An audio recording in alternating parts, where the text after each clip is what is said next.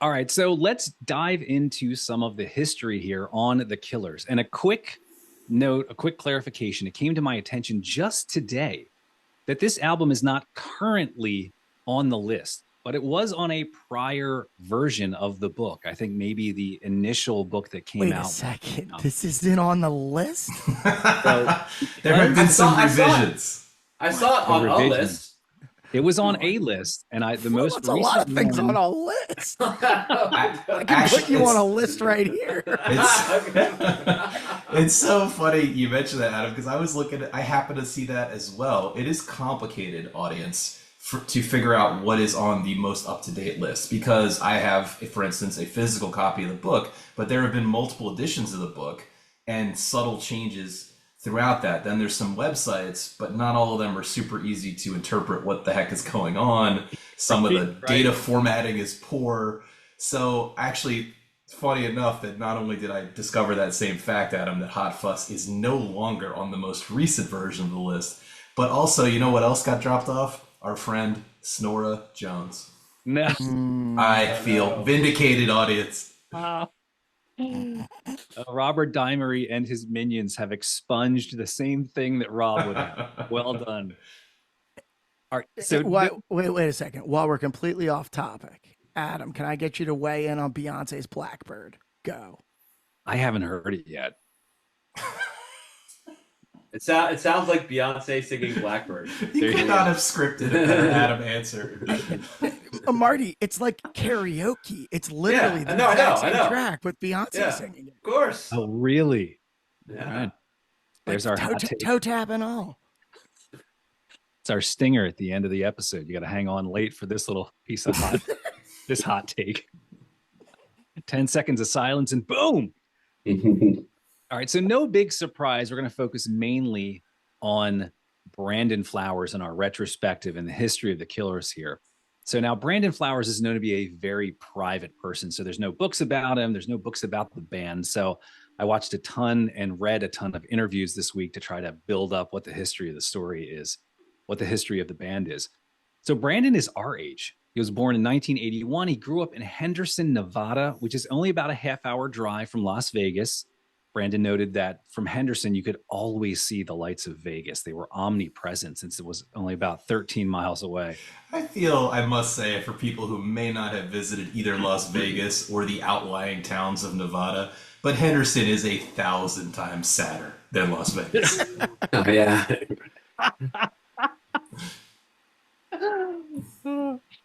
So at age 8, his parents pick up and move to Utah, which we all know as the home of the Latter-day Saints. Their headquarters is in Salt Lake City, Utah.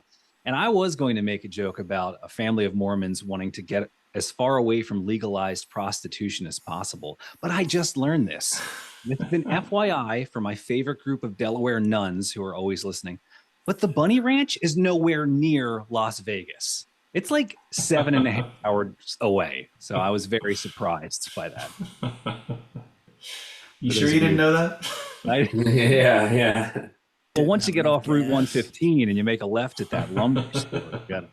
All right, so Brandon is raised in the Mormon faith, and he's a pretty devout Mormon, which is funny to see aspects of that creeping into the lyrics throughout the albums.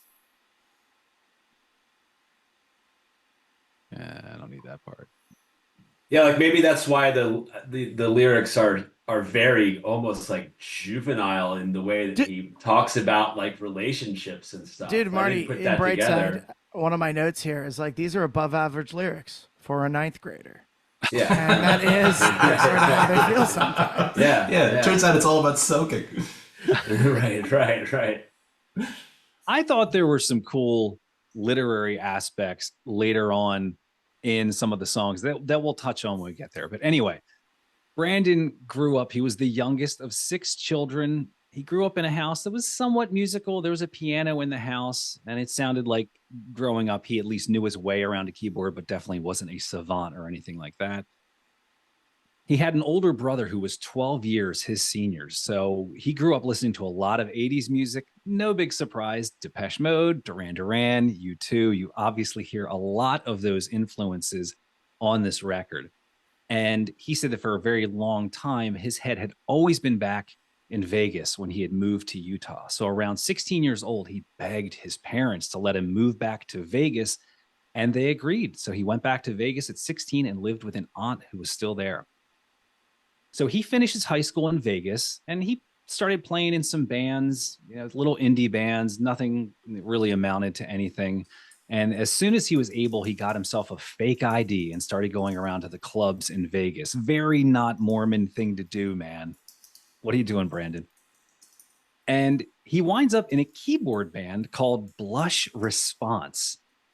And now I want to introduce another key person in this story, and that's a guitar player named Dave Kooning. So Dave was born and raised in Iowa. He started playing guitar very young, was in the high school jazz band. He's about 5 years older than Brandon. And when he was 24 years old, he also moves to Vegas. And I'm guessing there were no guitar centers nearby because he gets a job at a Banana Republic in the Venetian, which is a casino on the main Las Vegas Strip. So now it's the year 2001, all right?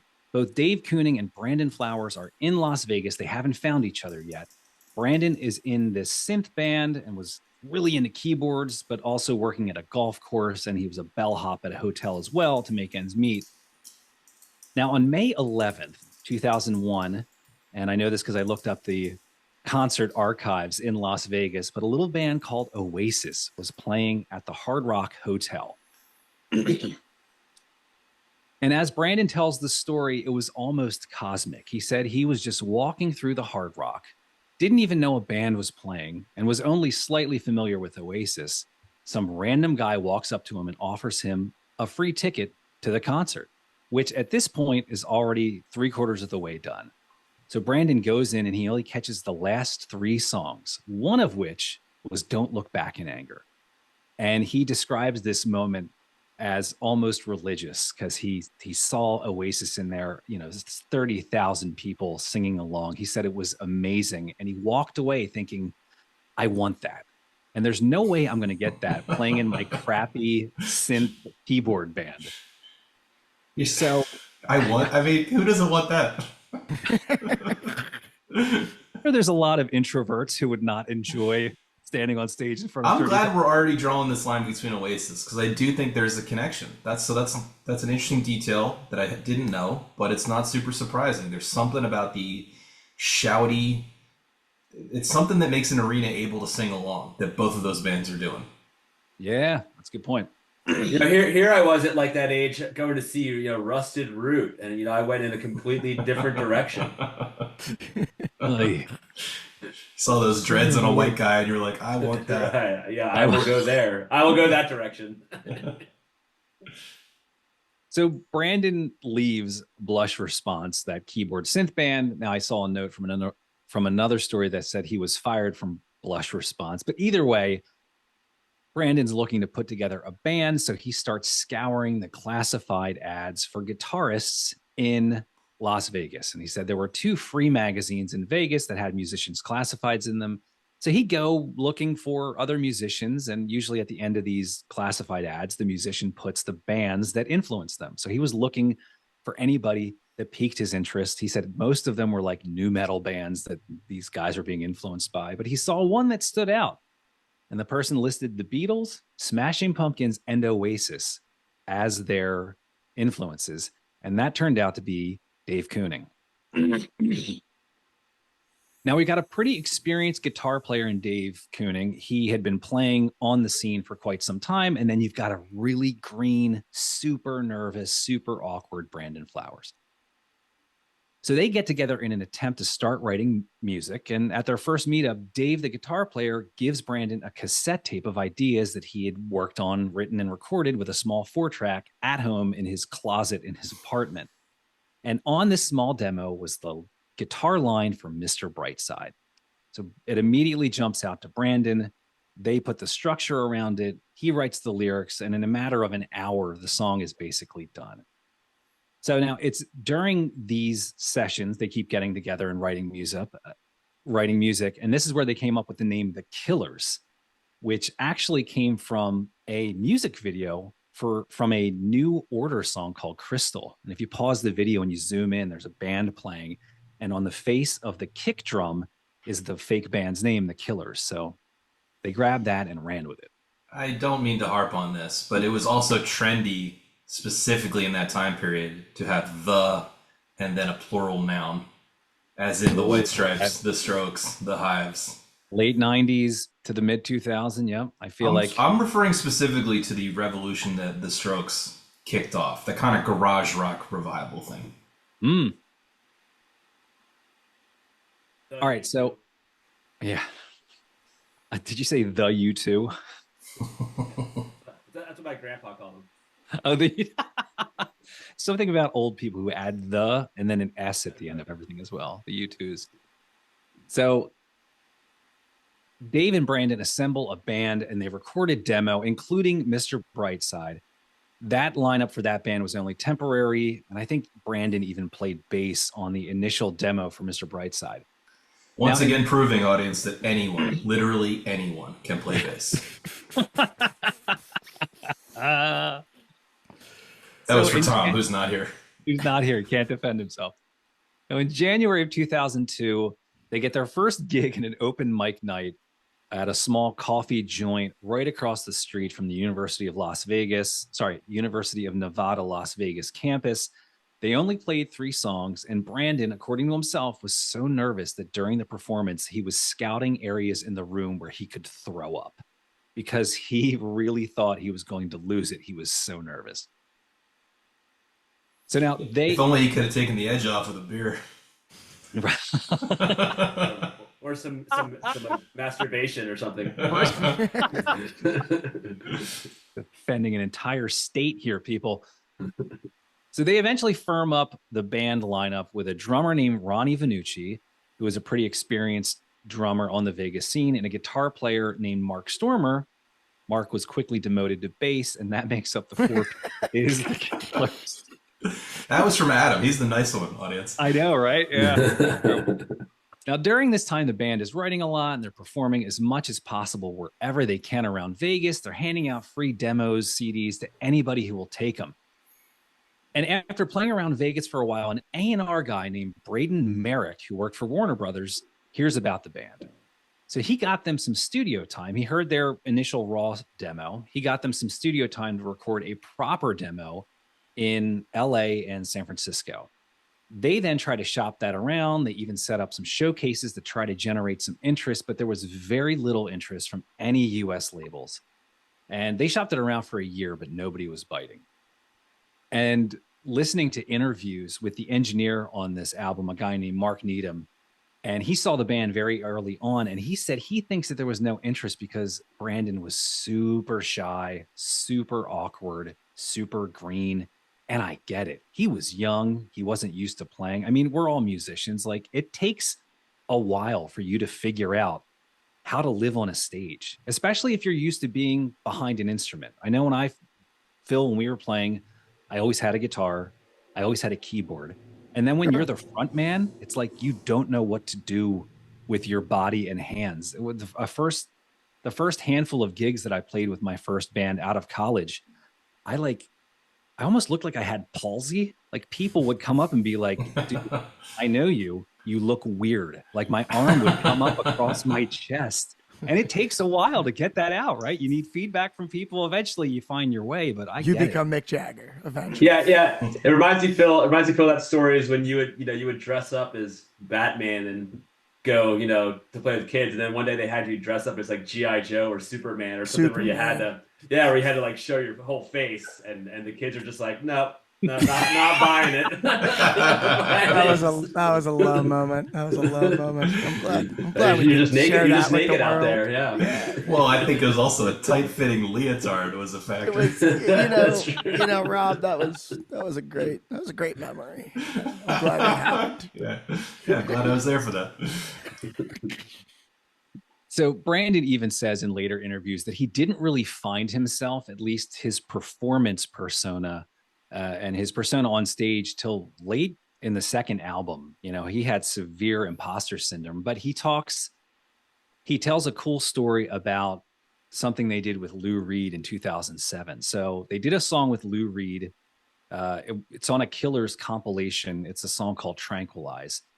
And Brandon recounts that they were filming the video, and Lou Reed rolls in just his average street clothes, but they're prepping to shoot the video. And so Lou Reed gets into his leather pants, his badass shirt, his leather jacket, his hat, his sunglasses, looking like a total badass.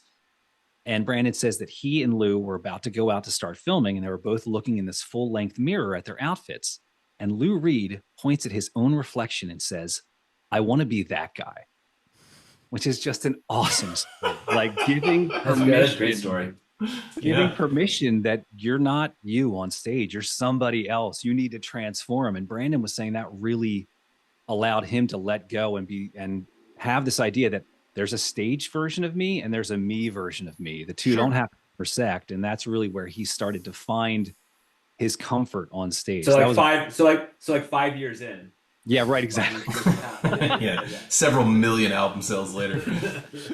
I don't get it. Well, no, that's cool. I totally relate to that. I also figured that out through stage performance, and I can say that it's really helped me in the rest of my life over time, with work and career. And anytime you have to get up and be a public speaker, to be able to build that confidence, part of that was learned through being in a band and being on stage. Yeah. I would also say that he has the benefit of having a really good band behind him, which I imagine makes his job much easier. Yeah.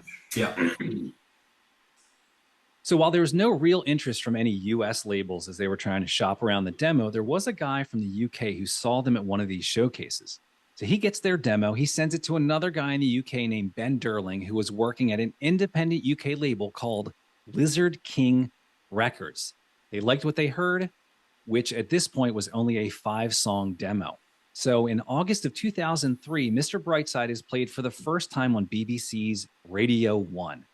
The band heads over to England a month later and plays a week's worth of shows, and suddenly there is huge excitement around the band. Enough buzz coming from the UK that US labels started to show some interest, specifically Island Records. And that is a great spot for our favorite segment on the show. This is The Killers by the Numbers. So our first number today is 390. That is the number of weeks that Mr. Brightside has been in the UK's top 100 singles chart. That is a record. It is the longest any single has spent in that chart, which is over 7 years combined as of January 2024. That is still there. Still there. Still at least cooking. Jesus. 2024. What the fuck? It's wild. It has a legitimate claim to be one of the most successful songs, if not the most successful song of the last 30 years. I'm gonna delete most of my comments now. Yeah, I never even heard this. I never heard that song before today.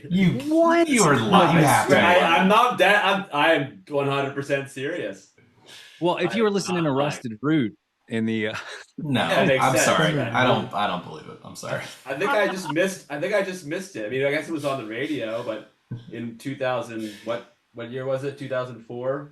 Marty's hipster karaoke bar only has sex. I was already right. It's like that Dromeo video where Larnell Lewis from Snarky Puppy says he's never heard Enter Sandman, and everyone's like, no way. That makes slightly more sense, though. I mean, if you're really in a cocoon, I find that. Yeah. I'm surprised. Okay, I guess I believe you, Marty. Marty's in a cocoon. Yeah, 2004. I was like. No, I didn't hear it on the radio music, either. But it's become I feel ubiquitous since then. So I knew that it. Sorry, Adam. Maybe I'm stepping on one of your numbers, but I happened to notice this has more plays on Spotify than Uptown Funk has. Dude, I didn't notice that. And that was not one of my numbers, but thank you. That's insane. It's like over 2 billion. 2 billion. That's a lot. All right, our next number is the number 28. As in 28 million records worldwide. That is what the Killers have sold year to date. Or I'm sorry, from their inception to date. Nothing to scoff at. 7 million of those were for Hot Fuss alone. 58. Let me throw a couple letters in front of that for you. As in SM58. The only microphone used on this record. No way. The only microphone that was used for vocals was an SM58. That is believable. That is outside of the chorus, right. in the choir. We know should what's we should tell the audience that the Right. SM58 is the classic, pretty cheap mic you will see on stage at every club with the everywhere. silver ball. With the silver ball, yeah. Yeah, And so it's really yeah. common as a stage mic, but it's less than Right. $100, which is not at all expensive for a microphone. So most of the time in the studio, people use sometimes thousands of, Oh, a microphone's worth thousands Never- of dollars. Never smell an SM58. Never Said by a man. true gigging musician there. Uh, They are The a, microphones we're using now are definitely higher quality than that SM58. right. I do think that's a Bono thing too. I think Bono is an SM58 guy, like even in the studio. Really? I think a lot of the U2 songs are cut on SM58 with him in the like the control room, like hearing it live. Now for a new segment called Fact Checking Phil.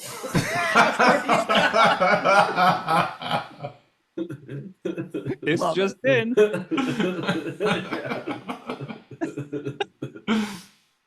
All right, our next number 15. That is the size of the gospel choir that joined the Killers on stage at South by Southwest in 2004. And this is a great story where the Killers manager had heard rumors that Island Records wanted to drop them. So they invited some of the Island Records execs out to watch the Killers at South by Southwest. To really knock their socks off, they wanted a full choir to join the band on stage for one of the songs from this album called All These Things That I've Done. We didn't include it on the focus list, but there's a big choir in there singing at one point. So the engineer on the album, a guy named Mark Needham, was touring with the band and was told by their manager to get a choir on stage for this one song. And he was told the day of the show that they needed this. So he's calling everyone he knows. He eventually found a choir, but by the time they drove to the gig, they only had about 30 minutes before they were supposed to be on stage. So he's backstage trying to teach them this song and their parts. Granted, it's not super complicated, but I'm just envisioning like running across a field to the stage as the choir members are asking like what notes they should be singing. He said they just made it on the stage and it was apparently really cool. There's no video of it, unfortunately. All right, our next number is 621. That is the days between when Mr. Brightside was released on September 29th, 2003, and when it hit #1 in the USA on June 11th, 2005. Talk about a sleeper hit, at least in the US. Next number is the number 3, as in a trilogy. As in, there were originally 3 songs intended for release on this album that was going to be part of a murder trilogy story that we'll get into shortly, which was potentially my favorite part of the entire week. And our last number is a repeat of the number 3 again, and that's the number of ways that you can help support us here at 1001 Album Complaints. Slick. Yeah. We're continually thrilled by the feedback we get from everyone, whether it's an email, a comment, or an episode or a review. And we're super excited about how our little community of complainers, well, let's be honest, music appreciators, continues to grow month over month. So first, we want to say thank you to everyone who's listening across the globe. And secondly, if you're looking to support the show, we've got 3 things you can do. You can join our Patreon, and for about $5 a month, you can get access to some more great content that we're putting out over there. Next, you can give us a rating and a review in whatever platform you're listening to us on. And lastly, you can help us break into the fan communities of the artists that we're talking about. So whether it's a Reddit thread, a Substack, a Discord server, we'd appreciate it if you posted a link to an episode and invited other complainers to join in the fun. So again, thank you all. Hang on.